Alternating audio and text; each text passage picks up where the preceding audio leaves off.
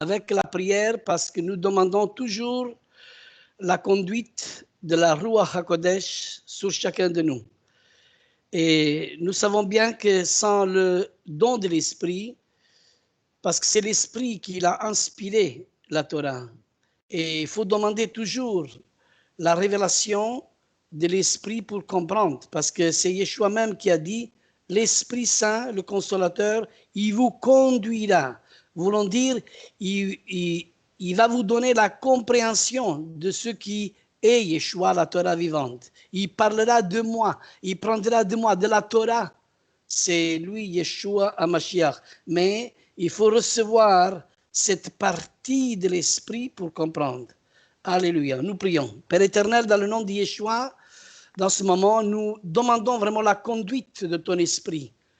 Ton Esprit qui nous révèle Yeshua, qui nous révèle la Torah, qui nous donne la compréhension dans laquelle Yeshua HaMashiach est venu pour nous donner le sens de comprendre ta parole. Et aujourd'hui, nous voulons nous mettre chacun de nous entre tes mains.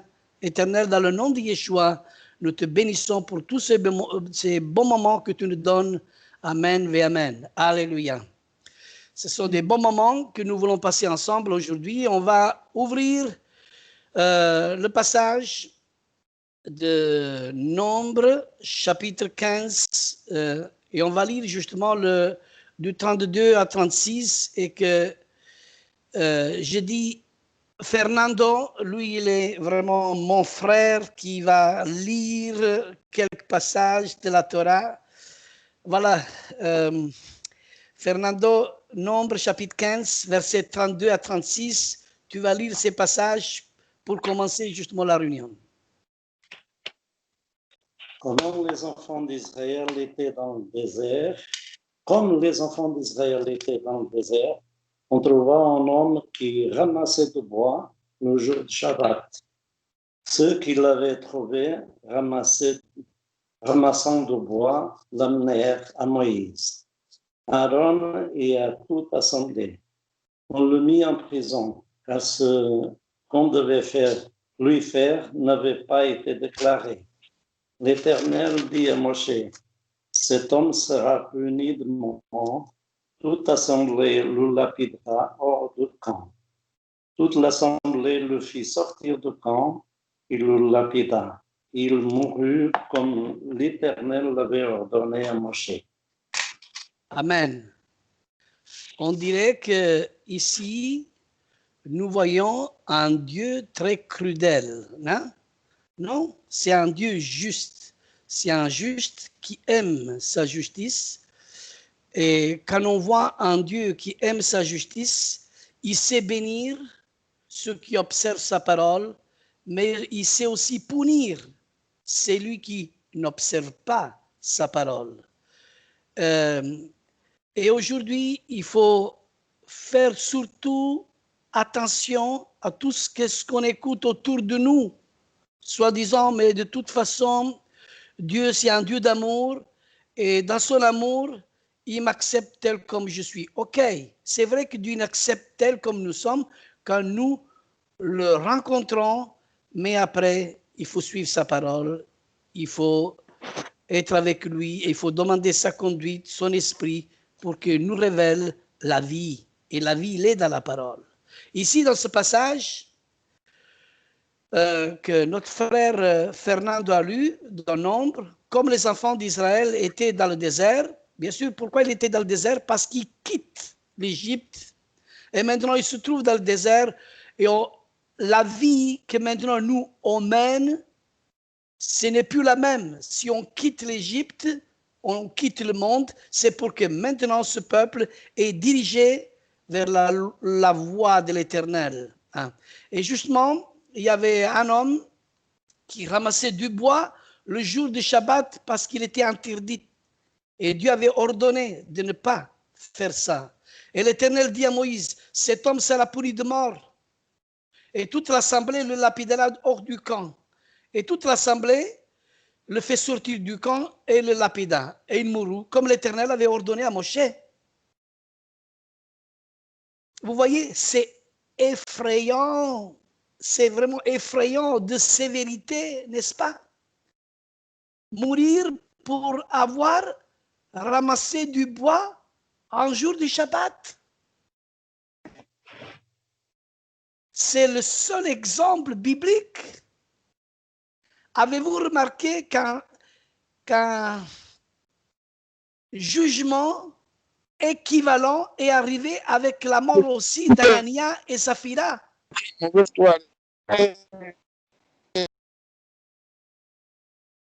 Dans Actes chapitre 5, versets 1 à 11. Nous connaissons tous ce passage. Il faut couper le micro, s'il vous plaît, parce que sinon, on attend Eva, on attend tout le monde. OK. Alors, je disais qu'on a fait la remarque aussi qu'un jugement équivalent est arrivé aussi avec la mort d'Ananias et Saphira. C'est écrit dans Actes chapitre 5. Et depuis, des millions de croyants, j'ai dit des millions et des millions de croyants, ont violé le Shabbat et ne sont pas morts. Depuis l'histoire d'Anania et Saphira, des quantités de chrétiennes ont menti au Saint-Esprit et n'ont pas été foudroyés sur place. Pourquoi ces exemples? Pourquoi Dieu a-t-il dit cela concernant le viol du Shabbat? Pourquoi? L'Éternel ne parle pas pour rien et il ne ment pas non plus. Par conséquent, cette loi a une application spirituelle qui existe bien, mais elle est cachée à nos yeux. Vous comprenez? Est cachée à nos yeux. Et j'aime bien quand notre sœur Eva m'avait mis la pouce à l'oreille. J'aimerais bien que tu parles du Shabbat.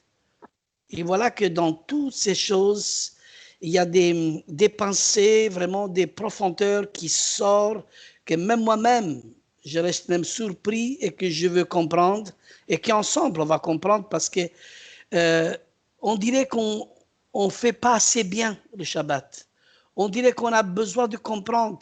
On dirait que nous tous, on a besoin de plaire à Dieu.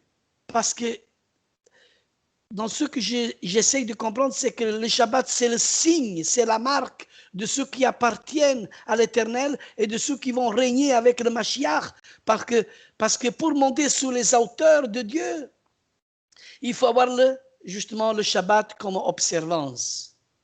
Par là, je ne suis pas en train de ne pas juger tous les chrétiens du monde. Non. Ici, je suis en train d'annoncer et parler de l'évangile du royaume, de ce qui concerne le royaume d'Israël, de ce qui rentre dans le royaume, de ce qui règne avec le Mashiach, avec une justice où toute la Torah, elle est enseignée correctement. Car tous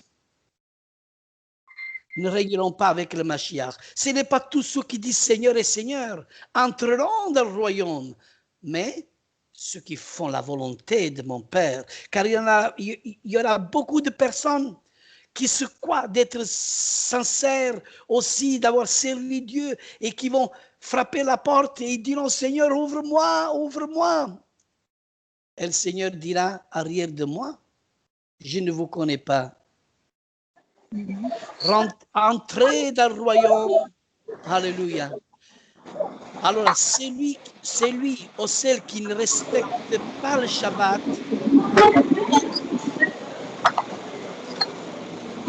coupez le micro, Rosario. Ah, excuse. Celui ou celle qui ne respecte pas le Shabbat, dont l'Esprit de Dieu a quelque chose en lui qui meurt. Vous me suivez? Je répète, c'est lui ou celle qui ne respecte pas le Shabbat, dont l'Esprit de Dieu a quelque chose en lui qui meurt. Et ce qui meurt en première, c'est la liberté. c'est la liberté. On croit d'être libre, mais on n'est pas libre. C'est la liberté qui meurt. Mais nous sommes ainsi faits que bien souvent, nous n'en sommes pas conscients. Un homme incapable de s'arrêter n'est pas libre. Si un homme n'est pas capable de s'arrêter le Shabbat, n'est pas libre. S'il n'est pas capable de prendre du temps avec son Dieu au moment choisi par Dieu, c'est qu'il ne l'aime pas assez ou qu'il est prisonnier. Vous me suivez? Oui, oui. Une relation d'amour dans un couple a besoin d'être entretenue. Et nous avons une relation d'amour entre Dieu et nous, entre l'épouse et l'époux. Il doit y avoir cette relation d'amour. C'est pour ça que quand je vois l'épouse, que pour moi-même, ce sont les 12 000 par chaque tribu d'Israël, l'épouse est uniquement Israël, et la parole de Dieu, il nous dit dans la Révélation, ce sont 144 000 qui vont suivre partout l'agneau où il va. Mais il n'y a pas seulement que 144 000. Après, il y a la grande foule qui est la postérité de l'épouse, de la femme, qui est incalculable de nombre. Alors, ceux qui gardent les commandements de Dieu, ceux qui gardent le témoignage de Yeshua Mashiach, mais il faut savoir que celle qui chante le cantique nouveau, c'est uniquement l'épouse. Celle qui chante le cantique de l'agneau, ce sont ceux qui gardent le témoignage de Yeshua Mashiach. Et ceux qui chantent le cantique de Moïse sont ceux qui gardent les commandements de Dieu. Alléluia. Il y a une hiérarchie. Il y a une hiérarchie. Ça, c'est la première résurrection. Toutes ces personnes rentreront dans la première résurrection, mais les autres, non. Les autres ressusciteront le dernier jour. Le dernier jour, voulant dire après les 1000 ans, quand les livres vont être ouverts et le livre de vie va être ouvert. Voilà le livre de vie. Et aussi pour ceux qui croient en Yeshua. Et Yeshua lui-même, il dit, c'est lui qui croit en moi, je vais le ressusciter le dernier jour. Mais pour celui qui entre dans l'alliance de Dieu, pour celui qui surpasse la justice plus loin que les scribes et les pharisiens, lui peut rentrer dans le royaume de Dieu. Et Yeshua dit ça à ses disciples, si votre justice n'est pas supérieure aux scribes et aux pharisiens, vous ne pouvez pas entrer dans le royaume de Dieu. Et si vous ne deviendrez pas comme les petits enfants, vous ne pouvez même pas non plus entrer dans le royaume de Dieu. Il y a une différence entre entrer dans le royaume et voir le royaume. Alléluia. Une relation d'amour dans un couple a besoin d'être entretenue. Il faut prendre du temps ensemble, se parler, se comprendre, se faire plaisir, s'aimer, etc. Celui ou celle qui néglige le Shabbat risque de voir son amour pour Dieu s'étioler. La question du jour du Shabbat sera abordée plus loin.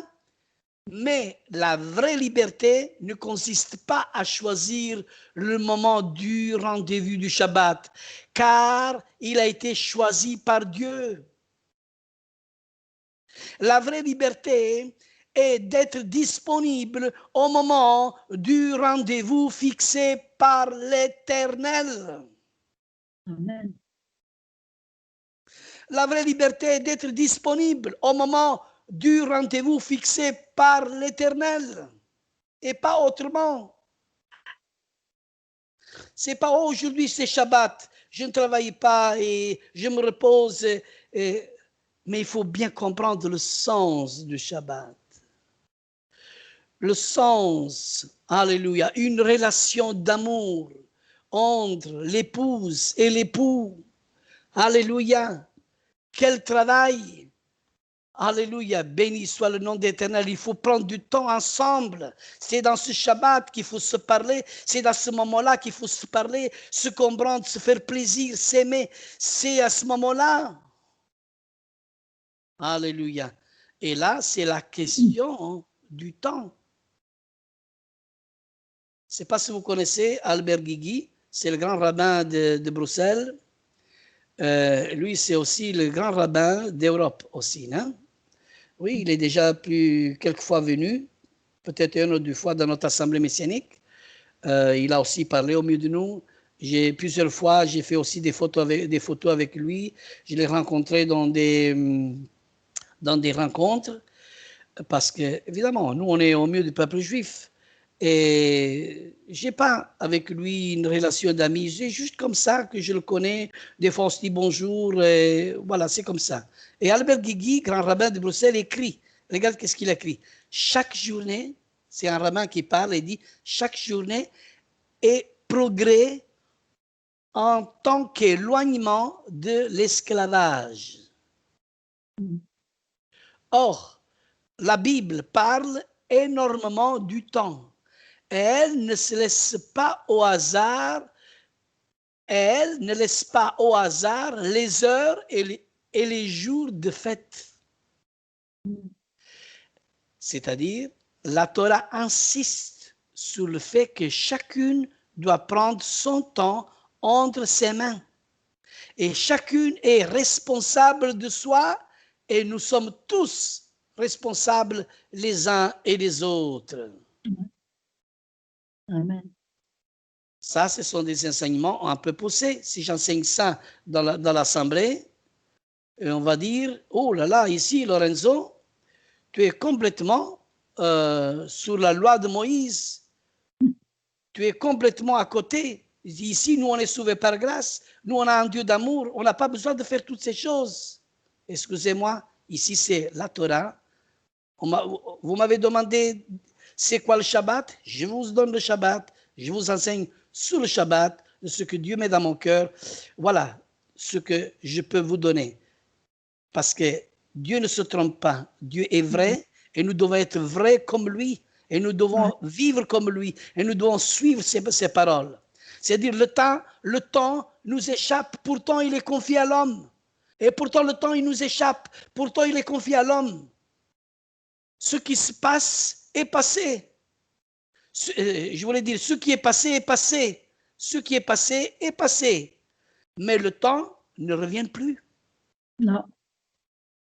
Nous ne possédons pas le temps. Ce n'est pas nous. Il faut agir autant que possible de manière à ne pas le regretter. La teshuva, c'est-à-dire le repentir, est la planche du salut. Alors que le pardon, nous ne sommes plus captifs du passé et nous pouvons ne plus reproduire les erreurs du passé. Ainsi, la sainteté est donc liée au temps et Albert Guigui précise, regarde ce qu'il dit, le Shabbat est notre cathédrale et notre saint des saints est un sanctuaire que ni les Romains ni les Germains n'ont pu détruire. Amen. Un sanctuaire que l'apostasie même ne saurait souiller. Le jour du Yom Kippour, surtout le grand pardon. Alléluia. Bien, quelle belle parole. Un juif reste un juif. Il reste fidèle à tout ça. Ouais. Voilà un juif, qu'est-ce que ça veut dire? Un juif, ça veut dire adorateur. Et le mot juif veut dire louange à Dieu. C'est le quatrième fils de Léa. Et Yehuda, qui veut dire louange à Dieu. Et si je pose la question, êtes-vous juif? Si vous dites, oh, je ne suis pas juif, alors tu n'es pas adorateur.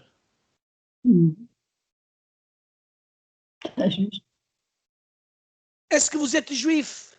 Alors vous me dites, mais oui, je suis juif de cœur, parce que le cœur parle comme un juif.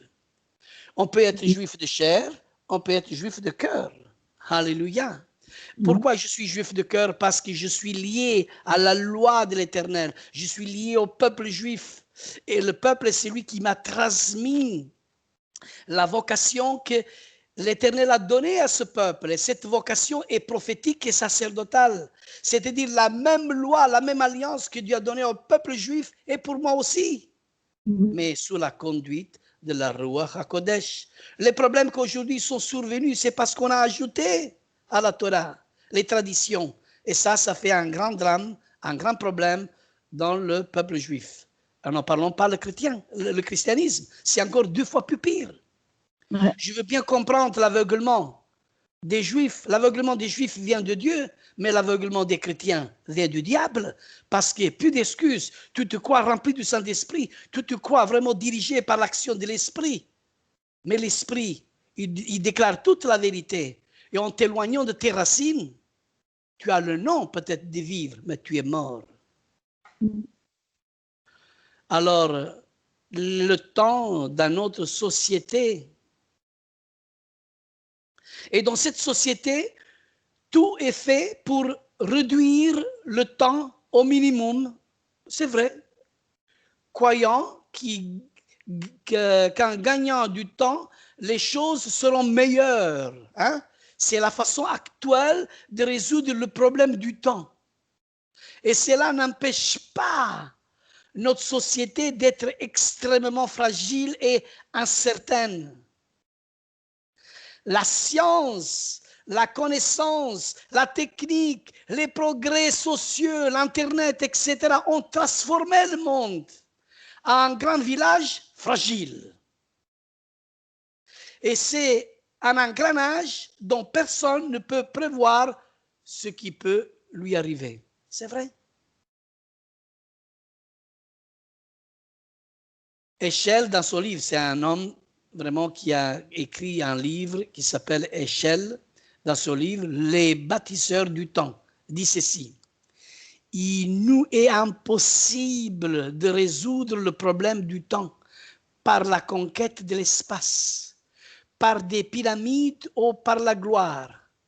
Or, le problème du temps ne peut être résolu que par la sanctification du temps.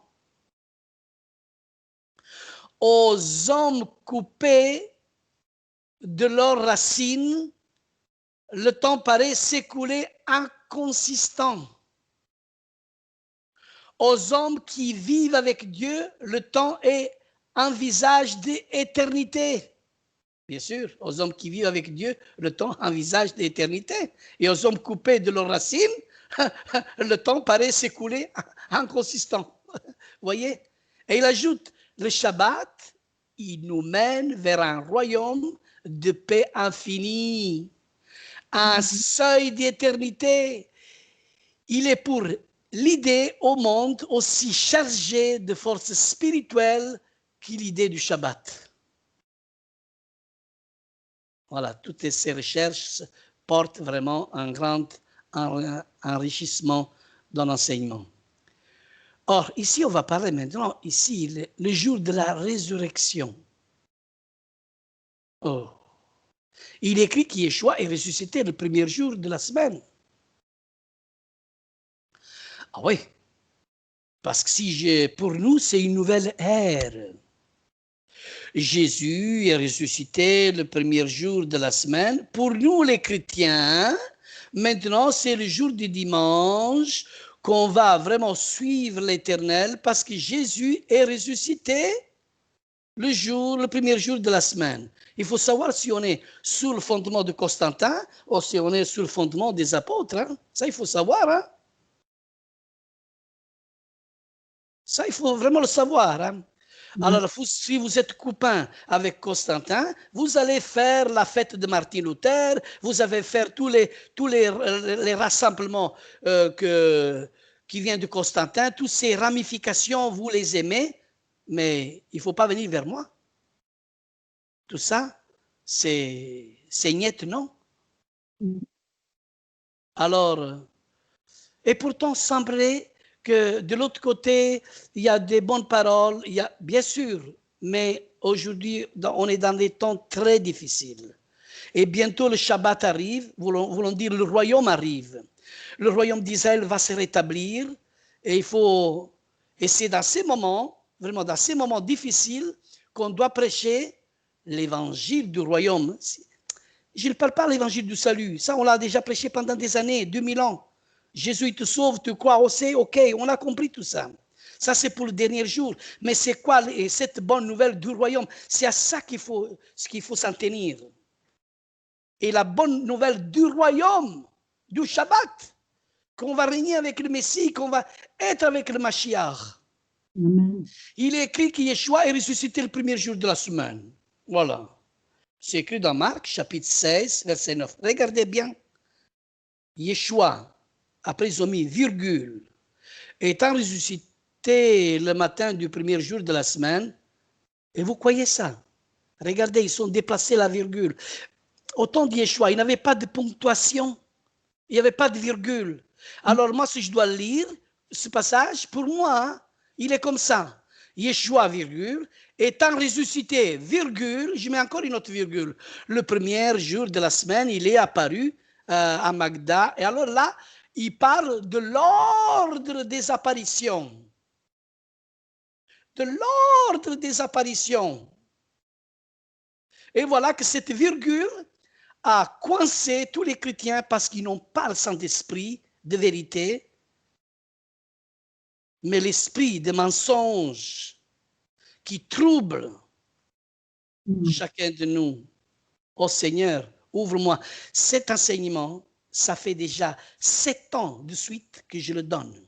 Mais aujourd'hui, dans une oreille, il rentre et dans l'autre oreille, il sort et personne n'a rien compris. Et encore, je reviens à dire toutes ces choses qui sont dans mon cœur. Yeshua, virgule, étant ressuscité, virgule, le matin, le premier jour de la semaine, alors il est apparu, à Magda, il est apparu. Ça, on parle de l'ordre des apparitions. Alors, or, ce jour était le lendemain du Shabbat, après la Pâque juive.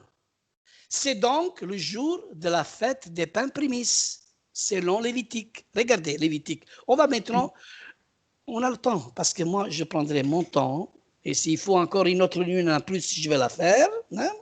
Mais je prendrai mon temps avec vous tous, parce que le temps est arrivé de dire la vérité, et que tous ces enseignements puissent aussi être divulgués, être entendus, écoutés par beaucoup de chrétiens qui deviennent des gentils messianiques. Parce que la Bible dit juifs et gentils ensemble dans l'olivier franc. Alors, quand on rentre dans l'olivier franc, si tu es chrétien tous les plus, tu es gentil messianique. Si tu es italien tous les plus, tu n'es plus français, tu es un gentil messianique. Comme il y a le juif qui devient complet parce qu'il trouve le Mashiach, alors lui c'est un juif messianique, mais les nations, ce sont des gentils messianiques. Alors les deux branches de l'olivier veut dire juif et gentil ensemble dans la même alliance. Amen. Alléluia. La même loi, les mêmes préceptes, les mêmes commandements, c'est-à-dire c'est pour les juifs et les gentils ensemble. Si Dieu l'a donné à Israël, c'est pour bénir le monde entier. Il faut comprendre que la dispersion des juifs dans le monde veut dire la bénédiction des nations, le temps que Dieu donne aux nations. Et quand un juif, il vous dit, ce n'est pas pour moi Jésus, c'est pour vous, ils ont raison, il vous le donne Jésus. Il vous le donne gratuitement, ce n'est pas pour nous, c'est pour vous. Il attend de dire, prenez-le tant qu'il est temps. Bientôt, ça va finir. Alléluia. Alors, on va lire Lévitique chapitre 23, versets 10 et 11, et j'appelle mon ami Fernando qui va lire. Lévitique. Regardez, et ce jour était le lendemain du Shabbat, après la Pâque juive. Voilà.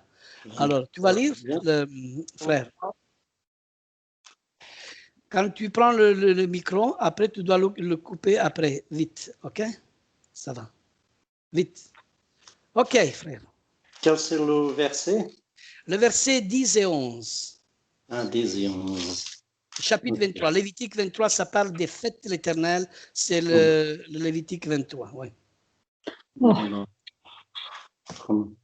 Parle aux enfants d'Israël et tu leur diras, quand vous serez entrés dans le pays que je vous donne et que vous ferez la moisson, vous apporterez au sacrificateur une gerbe, prémisse de votre moisson. Il l'agitera de côté et de l'autre de la gerbe devant l'Éternel, afin qu'elle soit agréée. Le sacrificateur l'agitera de côté et de l'autre le lendemain du Shabbat. Alléluia. Alors, il agitera. Amen.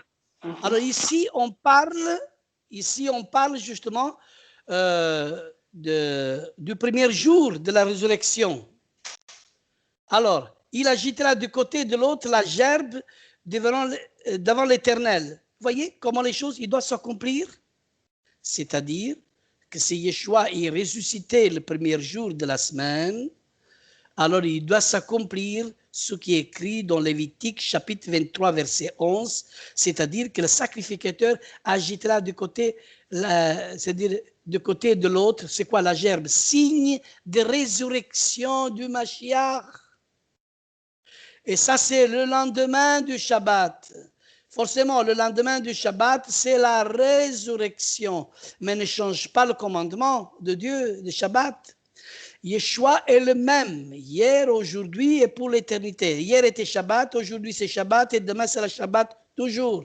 Alors, lui restera toujours le même. Alléluia. D'ailleurs, il dit, lui c'est le maître du Shabbat. Alléluia. Il fallait que Yeshua accomplisse cette fête. Il fallait que Yeshua accomplisse cette fête car il est les prémices. Alléluia. 1 Corinthiens, chapitre 15, verset 20. Regardez dans la Nouvelle Alliance, qu'est-ce que le Seigneur il nous dit. 1 Corinthiens, chapitre 15, verset 20. Alléluia. Eva, vas-y.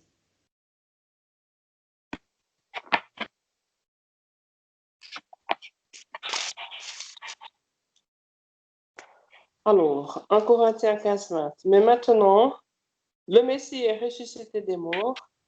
Il est les prémices de ceux qui sont morts. Amen. Mais maintenant, Mashiach, le Messie, est ressuscité. Est ressuscité des morts. Il est les prémices. C'est-à-dire, il parle la prémisse. C'est-à-dire, le lendemain du Shabbat. Voilà, c'est l'accomplissement. Il est venu nous donner le sens de la Torah. La résurrection de Yeshua est donc eu lieu un dimanche pour réaliser la fête des prémices, mais pas pour supprimer ou déplacer le Shabbat. Mais ça, c'est vraiment déconné à 100%. Ça, c'est la dérive, c'est vraiment le dérive. C'est impossible. Mais où est l'Esprit de Dieu dedans? La résurrection de Yeshua a donc eu lieu un dimanche. Pourquoi? Pour réaliser la fête des prémices.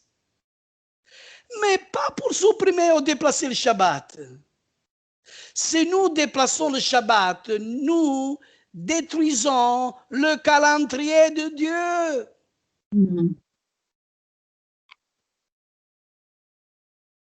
Et quand le calendrier est basculé, rien ne fonctionne. D'ailleurs, il n'y a rien qui fonctionne. Je vous le dis franchement, il n'y a rien qui fonctionne. Quand on déplace une de ces fêtes, quand on enlève une de ces fêtes, quand on enlève justement tout ce que Dieu a planifié, hein, le calendrier ne fonctionne plus. C'est-à-dire, c'est fini. C'est de dire, on est là juste en train de dire oui, Jésus, et c'est tout. Mais attends, ici, il faut que le monde puisse voir en nous que nous suivons la Torah. Et le monde pourrait dire, ça, c'est un peuple intelligent. Ça, c'est un peuple qui a de la conscience, qui enseigne les bonnes choses. Oh, je veux quand même le suivre. Vous savez qu'est-ce qui va se passer pendant les 1000 ans? Ils vont saisir un juif par le pan d'un vêtement, pas un chrétien, un juif. Et ils vont dire, nous voulons venir avec vous, car nous savons que Dieu est avec vous. C'est les juifs qu'il faut saisir. Il faut que tu deviennes juif si tu es un gentil. Il faut que tu greffes dans l'olivier franc. Il faut que tu deviennes juif, adorateur avec Israël, un avec Israël. Amen. Ouais. Ouais. Par exemple, il écrit que pour Shavuot, il fallait compter les semaines et à partir du lendemain du Shabbat. C'est vrai. C'est pour ça que Shavuot, les semaines, il termine et ça commence toujours avec Shavuot. Parce que c'est le don de la Torah. C'est justement, c'est la résurrection. Et alors, à ce moment-là, la Torah a été donnée, justement. Alléluia. Lévitique, chapitre 23, si je dis à Violette de lire, Lévitique, chapitre 23, versets 15 et 16. Versets 15 et 16. On va étudier tout doucement, on va y arriver. On va y arriver. Alléluia. 23 et quel chapitre? Chapitre 23, Oui. versets 15 et 16.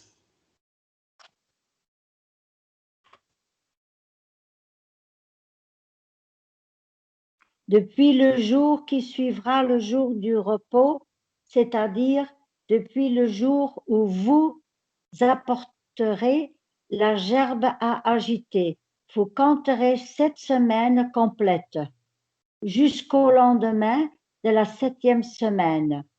Vous compterez 50 jours, puis vous présenterez une nouvelle offrande de grains à Adonai. Vous apporterez un prémisse à Adonai, en prémisse à Adonai, du pain de vos maisons pour l'agiter, 2 miches faites de 4 kg de farine fine, cuite avec du levain. Avec le pain, vous offrirez 7 Amen. agneaux. Jusque-là, c'est bon. Le 16. Depuis le lendemain du Shabbat, alors vous compterez 50 jours jusqu'au lendemain du 7e Shabbat. Alléluia. Et là, on trouve les Shabbats hebdomadaires, les Shabbats annuels. Justement, ça, c'est encore un autre Shabbat qui est le Shabbat annuel.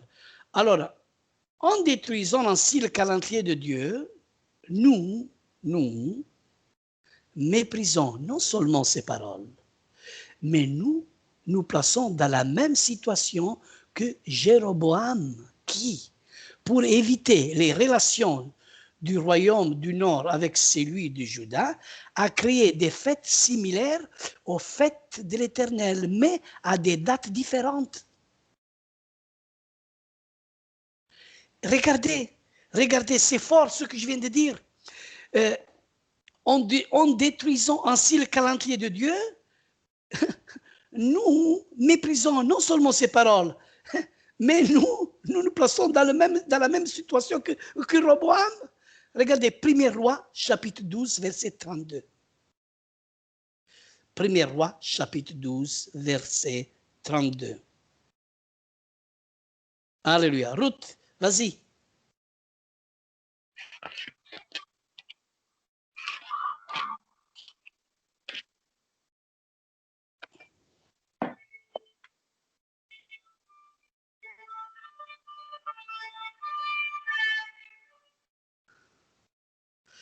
Premier Roi, chapitre 12, verset 32.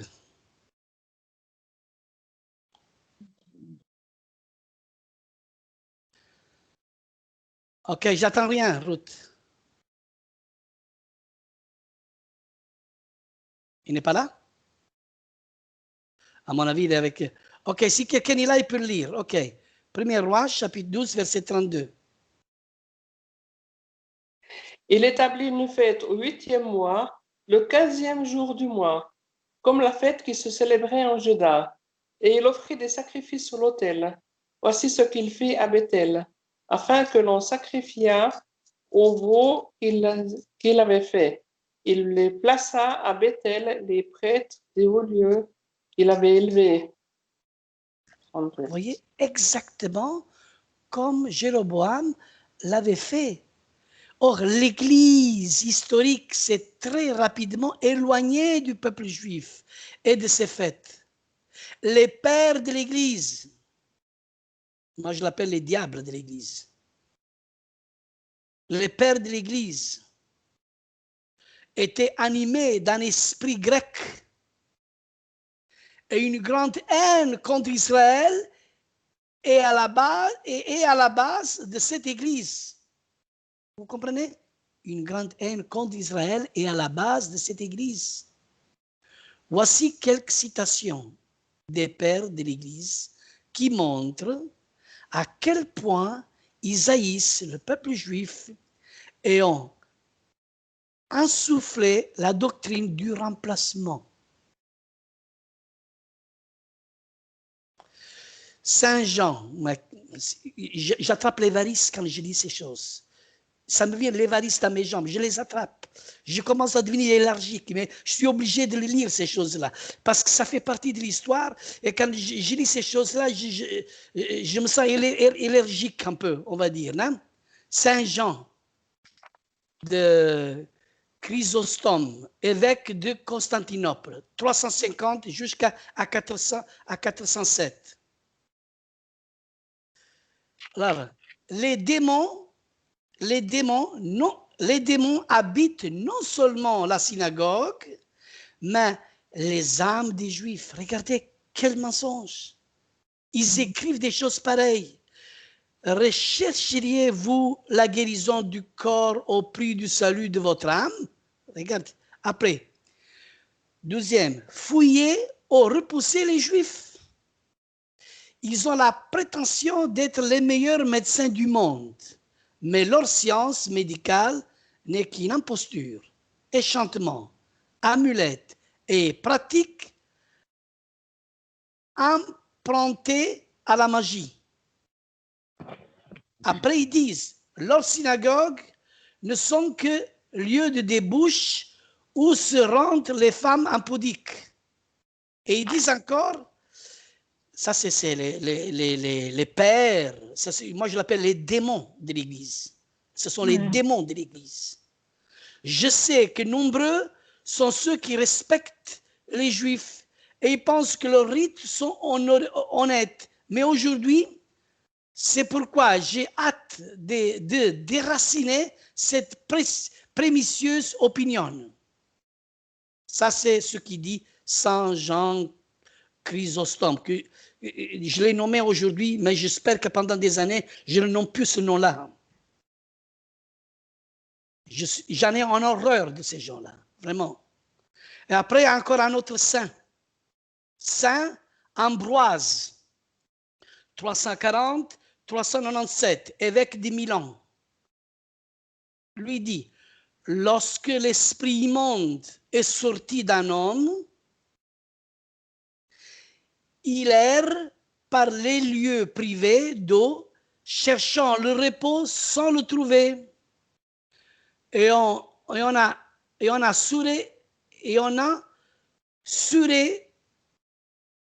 douté. Cela est dit que la population des Juifs, que plus haute, le Seigneur a éclus dans ce royaume. Je n'arrive pas bien à lire, mais c'est ça qu'il a écrit. Bien entendu, dans ce climat de haine, il n'est plus question de Shabbat. Il fallait absolument isoler les Juifs et créer un nouveau Shabbat du dimanche. Ouais. L'empereur Constantin. Là, je vous raconte une belle... C'est un moment que j'ai passé en Roumanie. J'étais en mission. Je vous parle de quelques 10 ans d'ici, ou même passé, plus que 10 ans d'ici. J'étais en Roumanie. Il y avait justement une assemblée entre chrétiens et juifs. Enfin, moi, je suis allé et là, je devais présenter justement c'est quoi les juifs messianiques. Et comme en étant responsable de ma Keïla, là, je présentais, j'étais là, nommé comme un des rabbis messianiques qui était là. Et voilà que tout le monde, des juifs messianiques qui avaient une assemblée, il avait donné sa parole. Mais moi, je ne me suis même pas assis au milieu d'eux. Je me suis éloigné complètement. Il y avait les juifs messianiques d'un côté et les chrétiens de l'autre côté. Oh là là, j'ai dit ça. Et je me suis éloigné, je me suis mis assis dans une place commune de tout le monde. Mais j'ai levé la main, j'ai dit, il y a mon tour. Moi, j'ai quelque chose à dire. parce que normalement, je devais être assis de l'autre côté, mais je me suis assis ici. J'ai quelque chose à vous dire. Et j'ai parlé de Constantin. Vous savez qu'est-ce qu'il a dit, le catholique?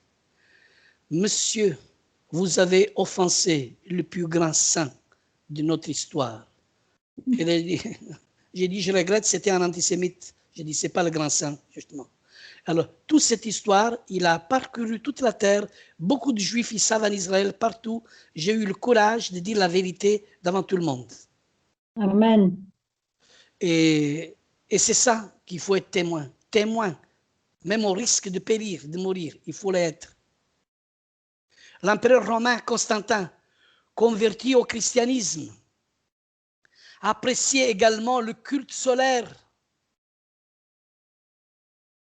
Il imposa le dimanche comme jour de repos dans l'Empire romain par décret le 7 mars 321. Ainsi, le jour du soleil chez les Romains devient le jour du Seigneur. Et un jour, j'ai offensé tous les chrétiens en disant ceux qui servent le Dieu de dimanche adorent le Dieu soleil. Et là, je n'aurais pas de dire tout ça brusquement parce que j'ai offensé aussi, j'ai eu le courage de dire ça. Et des fois, il faut être très sage.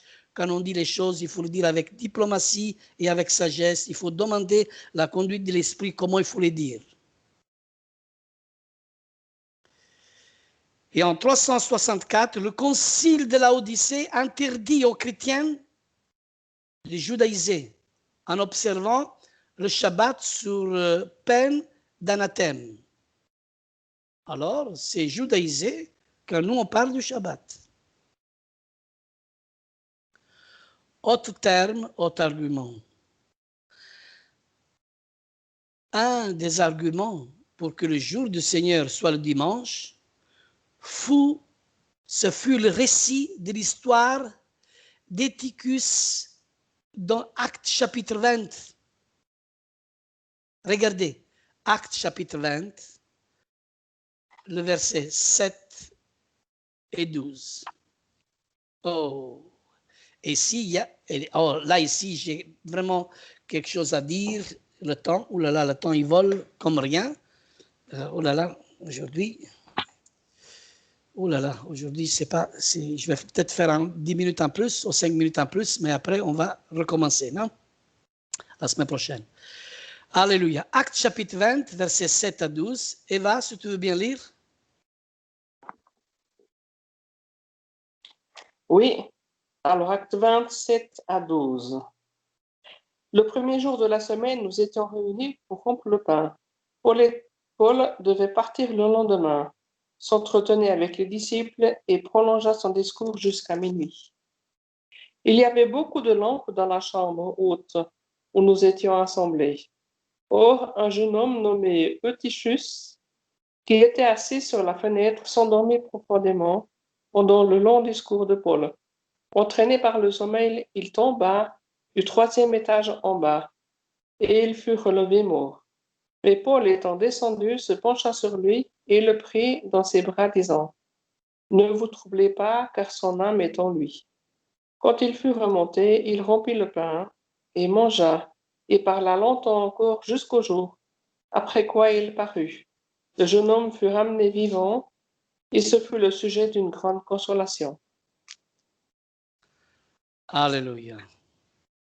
Amen. Qu'est-ce qu'on comprend avec ce passage? Eva, est-ce que tu peux lire le verset 6 pour mieux comprendre?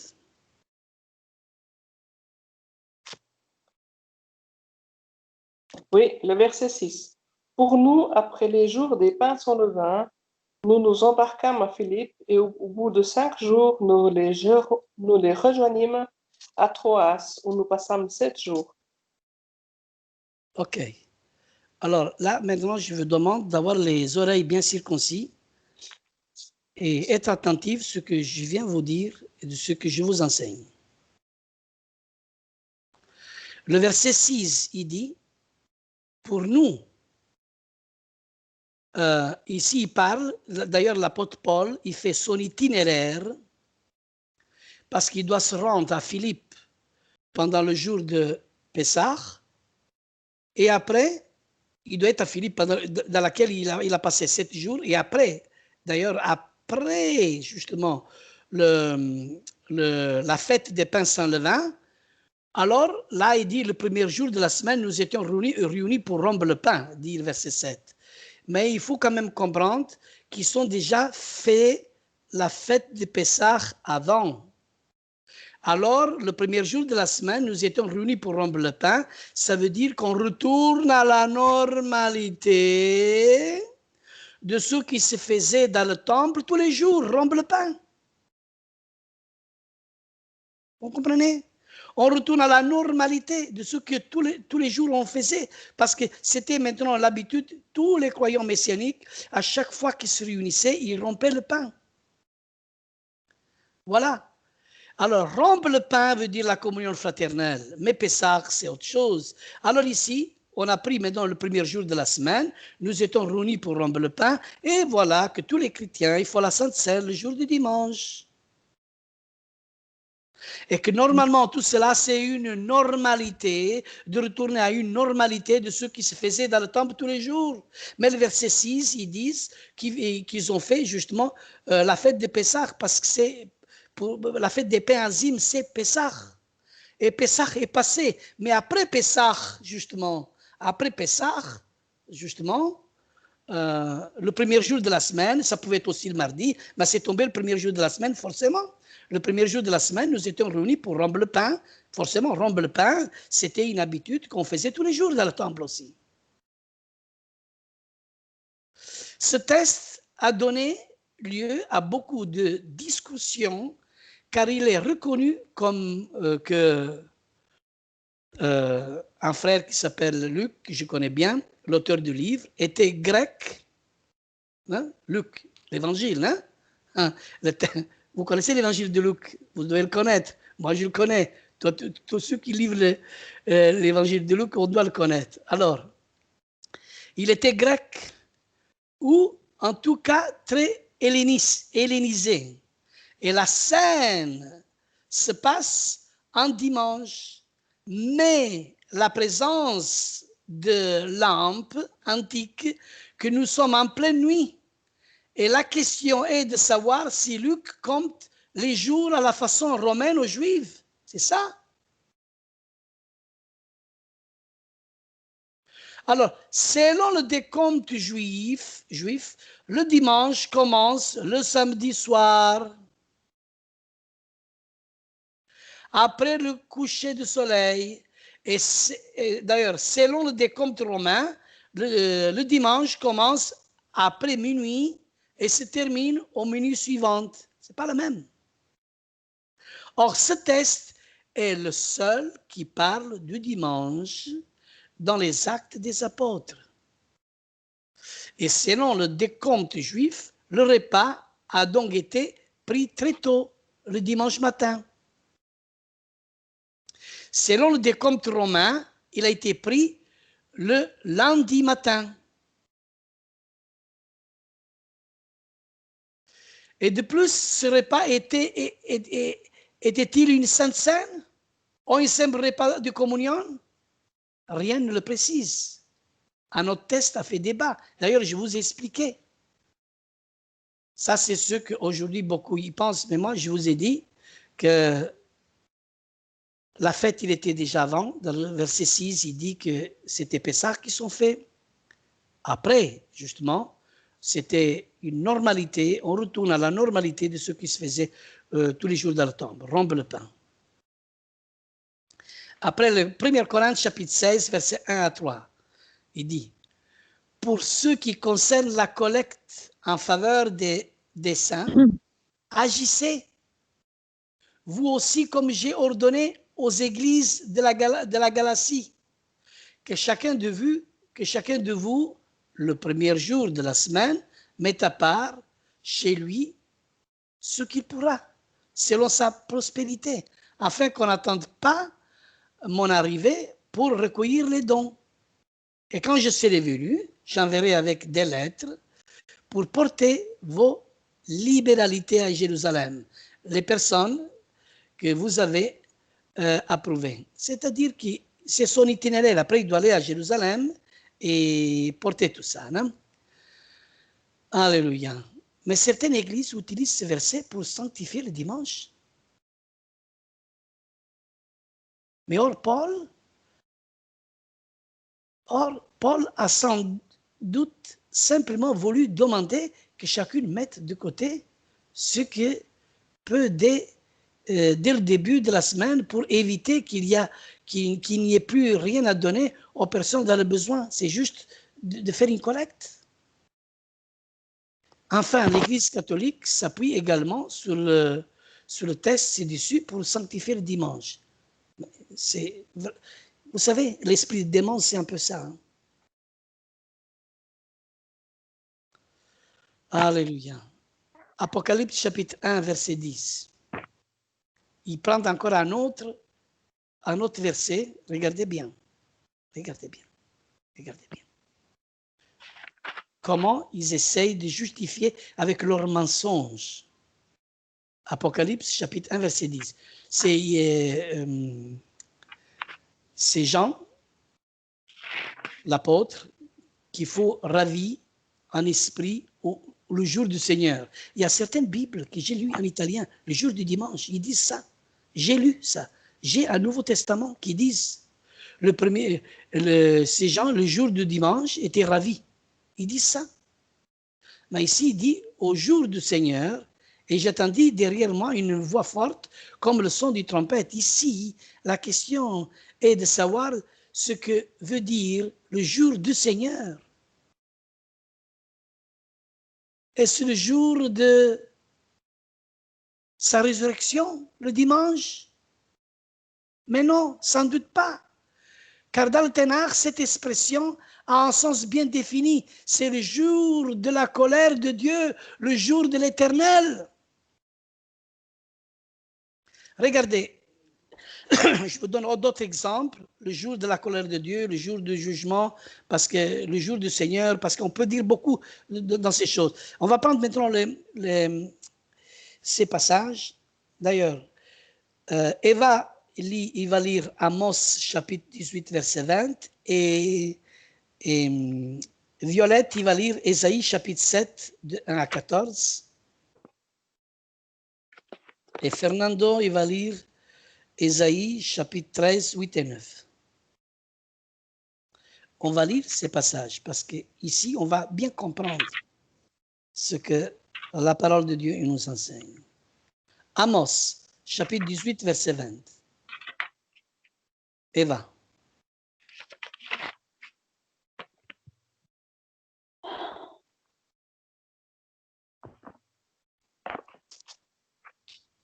Amos 8, verset 20. Attends, il y a un petit problème ici. Je suis bien dans Amos. Chapitre 8. Il n'y a pas prophète, oui. Oui, il n'y a pas 8, 20. Oui, ah non, pas 18, 8, c'est le dernier, le verset 20, oui. Non, il n'y a pas de verset 20, c'est jusqu'à 14 seulement.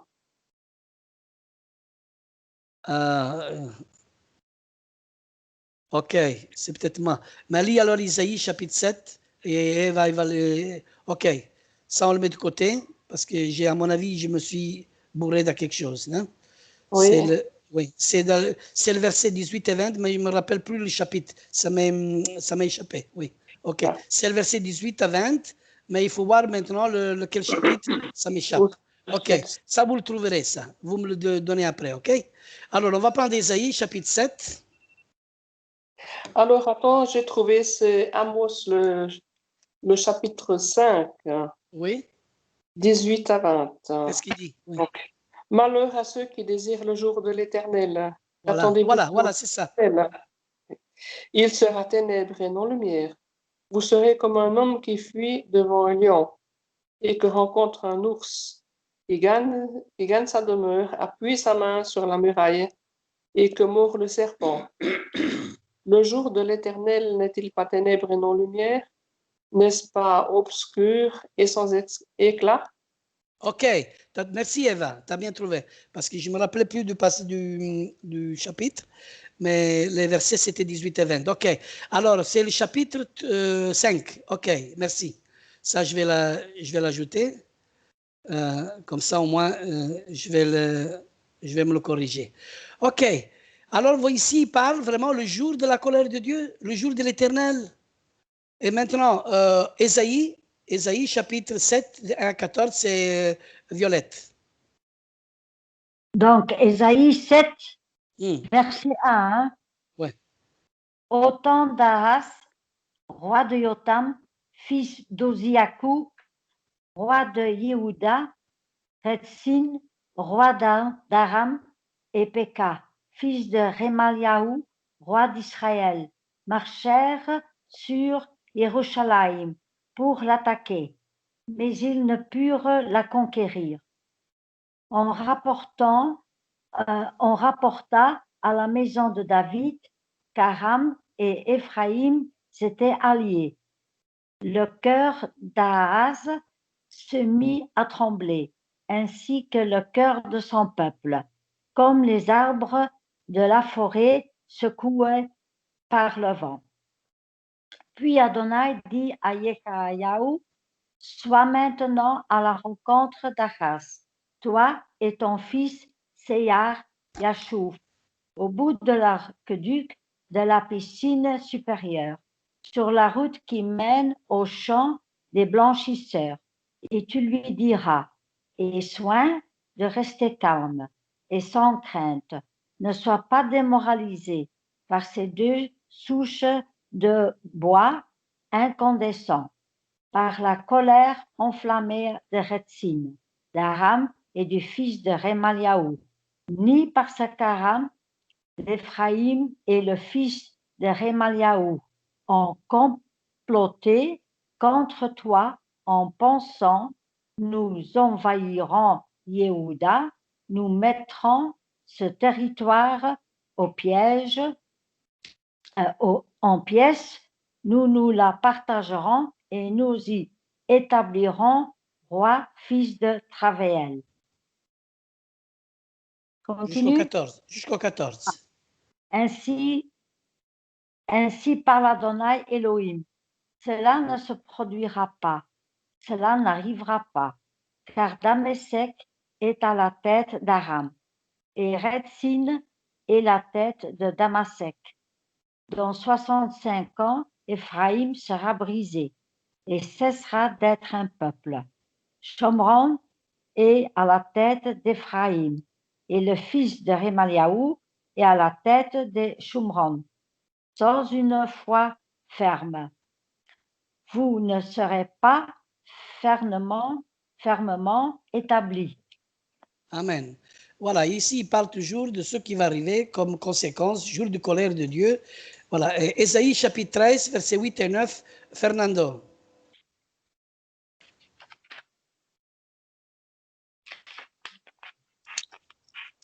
Ils sont frappés d'épouvante, les spasmes et les douleurs les saisissent. Ils se tordent comme une femme en travail. Ils se regardent les uns les autres avec stupeur. Leurs visages sont enflammés. Voici le jour de l'Éternel arrive, jour cruel, jour de colère et d'ardente fureur, qui réduira la terre en solitude. Amen.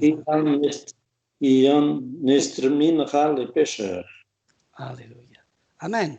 Voyez, tous ces passages, voilà, ils nous parlent les jours vraiment de colère que Dieu va... ce sont les conséquences justement du péché.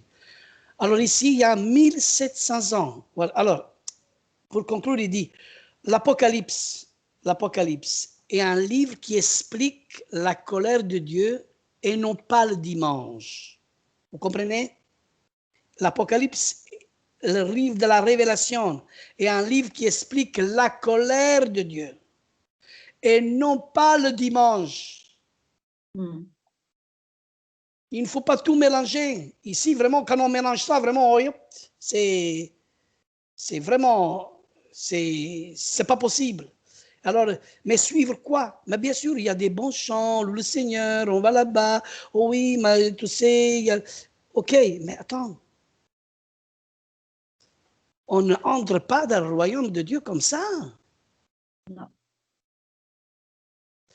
Bien, il y a le dernier jour. Ça, je comprends le dernier jour. Le dernier jour, toutes les œuvres passent par le feu. Le dernier jour, c'est après les 1000 ans. Mais le royaume d'Israël, c'est autre chose. Le livre de l'agneau, c'est une chose, et le livre de vie, c'est une autre chose. C'est deux choses, car le salut appartient à celui qui est assis sur le trône et à l'agneau. À l'agneau, c'est première résurrection, et à celui qui est assis sur le trône, c'est quand tous les âmes vont être jugées, c'est à la fin. Ça, c'est un passage que l'Éternel m'a inspiré 2 ans d'ici. Que pour comprendre ces choses, aujourd'hui, j'attends même des messianiques. Loin de la question dans ce concept, encore. Mais que j'ai besoin aussi de comprendre d'autres choses que je ne comprends pas. C'est ça se partage. 1700 ans ont passé. Que pouvons-nous faire maintenant? Quelle attitude adopter? Eh bien, l'histoire vraie continue. Je pense que mardi, on va encore donner une belle introduction dans tout ça et on va continuer. Quelle attitude adopter? Et c'est vrai, moi aussi, je suis comme Eva, je veux bien comprendre le Shabbat, comment mieux le faire, être agréable à Dieu. Je veux vraiment rentrer dans tous ces détails de la Torah pour être agréable à Dieu, parce qu'il y a des fois des choses qui m'échappent, même à moi-même. Mais écoutons la voix de Dieu. Amen. Écoutons la voix de l'Éternel. Suivons l'Éternel et soyons équitables. Alléluia. Faites écouter cet enseignement. Il y en a beaucoup qui vont dire, et Lorenzo commence à judaïser. Non, ça n'a rien à voir. Ça n'a rien à voir. J'essaye de tout mon cœur de vous amener à la Torah, à l'enseignement de la parole de Dieu. J'ai beaucoup changé, c'est vrai. C'est vrai que j'ai beaucoup changé depuis que le Seigneur m'a redonné la vie. Parce que 5 ans ici, je devais mourir, mais le Seigneur, il m'a rétabli. Amen. Merci Seigneur, parce que c'est lui qui m'a redonné la vie. Et maintenant, les reins, ils fonctionnent maintenant stables. Et maintenant, depuis lors, oui, c'est vrai, j'ai demandé pardon à Dieu. Je mangeais n'importe quoi aussi. Et ça, on ne peut pas. Il faut obéir à la Torah. Et le Seigneur, petit à petit, m'a instauré, il m'a fortifié. Et maintenant, j'appelle tout le monde à revenir à la Torah correctement, avec un esprit de liberté, avec le cœur ouvert. Amen. Amen. Alléluia. On va prier, on va dire merci Père éternel pour cette parole encore que tu nous as donnée aujourd'hui et nous te bénissons pour toutes ces bonnes choses que tu nous as encore enseignées. Ça vient tout de toi éternel. Et éternel, toute prophétie passe à travers un canal humain et donne-nous la sagesse de comprendre ce qui vient de toi éternel afin d'aller de l'avant pour ta gloire. Merci Père éternel de bénir chacun de nous et de nous faire aussi prospérer, Seigneur, dans ce travail qui vient de commencer, de cette communauté aussi, Amad, qui veut dire Assemblée messianique, Arche de Dieu. Voulons dire, mais qui, éternel, aujourd'hui, peut rentrer dans cette arche pour être béni, pour être sauvé, pour être établi de toi? Merci, Père éternel. Appelle ton peuple, Seigneur, à rentrer dans cette arche. Dans le nom de Yeshua. Amen. Amen. Alléluia, Amen.